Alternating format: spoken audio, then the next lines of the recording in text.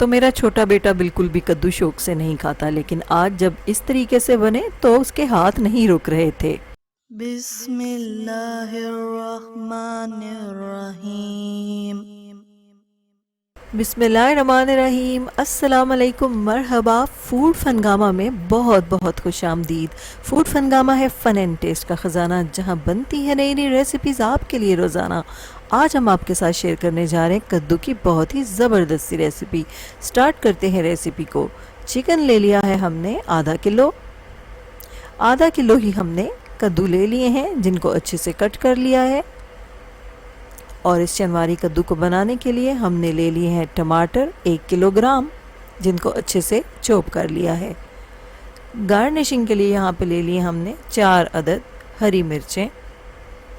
मिसाला जात में ली है 1/4 चम्मच हल्दी, 1/4 चम्मच काली मिर्च, 1 चम्मच ले लिए हमने सुर्ख मिर्च और 1 बड़ा चम्मच ज़ीरा का। और यहाँ पे हमने ले लिया है 1 चम्मच नमक और 1 चम्मच लिया है हमने अदरक का पाउडर और 1 चम्मच ही लहसुन का पाउडर। कढ़ाई में ऑयल शामिल करेंगे तकरीबन 4 टेबल स्पून। और अब हम यहाँ पे शामिल कर देंगे इस ऑयल में चिकन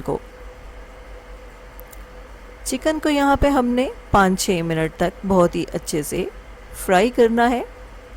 और उसका जो कलर है उसके वाइट होने का इंतज़ार करना है।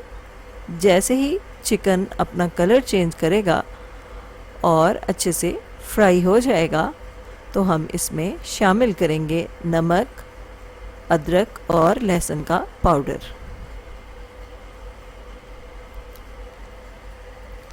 अब हमें इनकी ज़बरदस्त खुशबू आने तक अच्छे से फ्राई करना है चिकन के साथ। तो जब भुनाई की ज़बरदस्त सी खुशबू आएगी तो फिर इस पॉइंट पे हम शामिल कर देंगे टमाटर। तो बहुत ही अच्छे से खुशबू आ रही है और अच्छे से फ्राई हो गया सब कुछ। तो अब हमने टमाटर शामिल कर दिए हैं।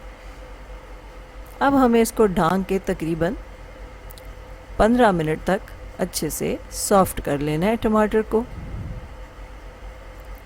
तो 5-6 मिनट के बाद अच्छे से चम्मच हिला लेंगे। आंच हमारी मीडियम टू लो है। तो आप देखेंगे कि ये टमाटर इसी तरह अच्छे से हल हो जाएंगे और इनका निशान ही ख़त्म हो जाएगा।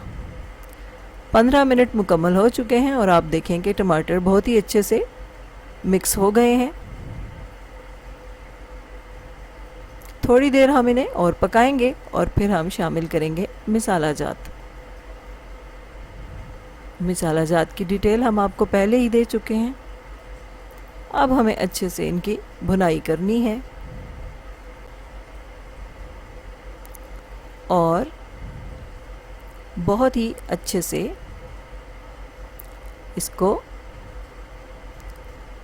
पकाना है कि ऑयल जो है वो बिल्कुल अलग हो जाए। तो आप देख रहे हैं कि ऑयल जो है वो बिल्कुल ही अलग हो गया है। तो अब हम इसमें शामिल करेंगे पानी शामिल करेंगे और फिर कद्दू शामिल कर देंगे।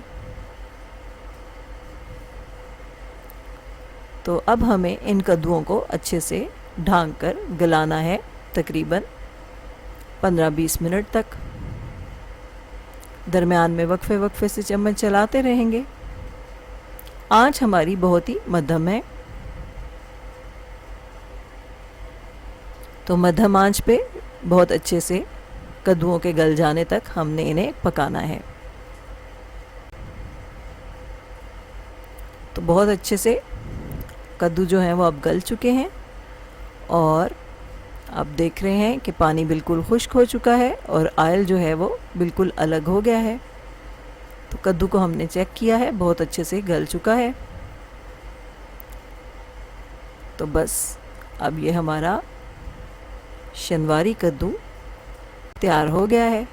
तो देखें आप, ये देखने में ही बहुत खूबसूरत और मज़ेदार लग रहा है। तो इंशाल्लाह आप इस रेसिपी को बनाएंगे तो अगर आपके घर में कोई कद्दू नहीं खाता तो वो भी पेट भर कर खाएगा और बार बार मांगेगा। तो जब बनेंगे इस तरह के पकवान, दिल पुकारेगा फ़बी आला रब्बिकुमा तुकज़्ज़िबान। हमारी दुआ है आप रहें खुश और शादमान, दुनिया के साथ आखिरत भी हो आपकी आसान। तो कभी ना आए आप पे कोई भी इम्तिहान, अल्लाह हो आपका मुहाफिज व निगहबान। फूड फनगामा इंशाल्लाह हाजिर होगा लेकर नई रेसिपी, नया उन्वान। फूड फनगामा की रेसिपीज़ को लाइक कीजिए, शेयर कीजिए और फूड फनगामा को सब्सक्राइब कीजिए। इजाज़त चाहते हैं, अल्लाह हाफिज़।